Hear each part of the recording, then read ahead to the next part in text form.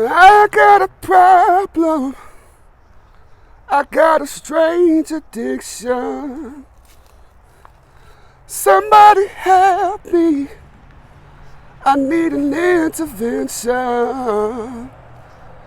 It ain't alcohol or weed. There's just one thing that I need. I got an addiction to fruit trees. I got an addiction to fruit trees. I take a persimmon to please. Hey, the next one I'm getting jujube. Peace, family.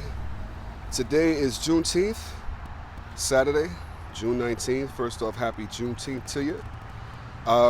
We've got a beautiful overcast going on today, which for me makes it the perfect time to get some good work in the garden area. So this is, and I know it kind of looks crazy right now, but this is what I planned on doing with the blueberries and the hydrangeas. So the hydrangeas are in the back. So there's one here, there's one there with a little blue flower, and then I have my blueberry plants that I put in the ground here. These are 2 of the 4 that I have. So, excuse me, this one here is the pink lemonade. I was about to say pink bubble gum. And this one here is it's filthy. This is the filthy. Now this is the blueberry. So I did this because, first off, I love hydrangeas and I love blueberries. I know that both love, well, I'm not going to say that blueberries love acidic soil, right? Hydrangeas, their flowers change. They can thrive in either acidic or alkaline soil, but their flower colors change from pink to blue depending on the pH of the soil. So my thought is the hydrangeas here will give me a good indication of how acidic the soil is, or if it's acidic enough, by the colors of the flowers when they do flower. You know, they don't flower all year, but when they do flower, it'll kind of give me an idea of how acidic the soil is.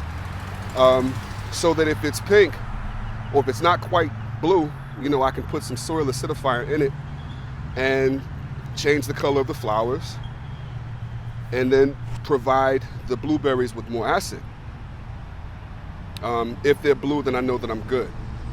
So, you know, I actually like the pink flowers a little bit better than the blue, but maybe I'll put some hydrangeas somewhere else and I'll just let them go pink.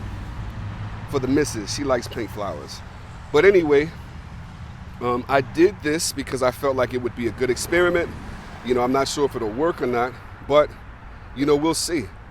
So I put the 2 most recent blueberry purchases in here because I felt like those would be better equipped to handle being transferred out of the little pots they were in into the soil. The other 2 that I had, this is the Jersey blueberry, which is doing really well. And this one is the one that I said, I can't remember which variety it is. I call it Struggleberry because I had it longest, and this is pretty much what it's been looking like.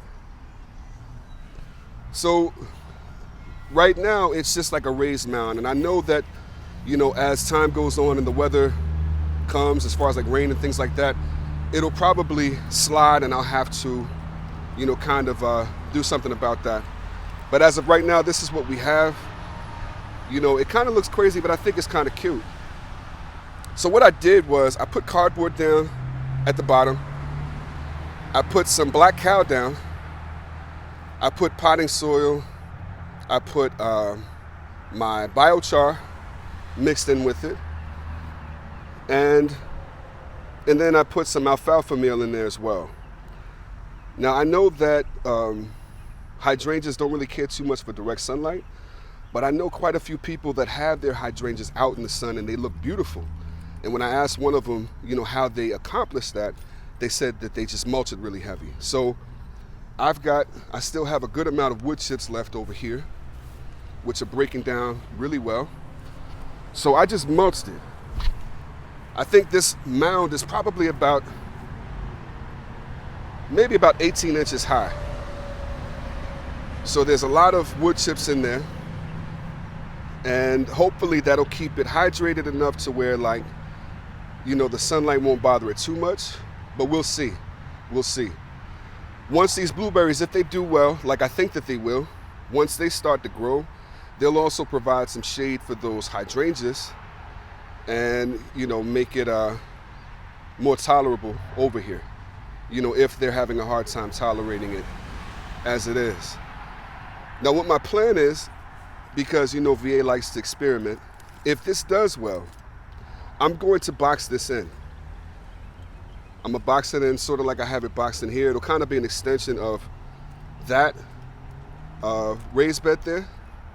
I'll box it in and extend it a bit. Hey, pay no attention to that rock star. I ain't drink that. Huh? You can't prove that I did. But anyway, I'll extend it some, and then I'll put the other two, when they go into dormancy, I'll transplant them into this area, and, you know, we'll just have, you know, blueberries here. But as of now, this is how it's looking. You know, I'm really excited about this, and, you know, we'll see how it works out. If you have thoughts, and I know that, you know, people gave real good feedback when I first presented the idea. If you have thoughts on this, leave them in the comments. I know that one of my good folks was mentioning, you know, that there may be a struggle for water between the blueberries and the hydrangeas, which is true, but I just have to make sure that I keep it mulched well and keep it watered well. So that's it for this, and I will see you in the next one. I'm probably gonna be putting out a few this weekend, because I got a lot of stuff that I'm trying to accomplish this weekend, so if I can get it done, there'll be more content. And I appreciate you all, you know, who do subscribe.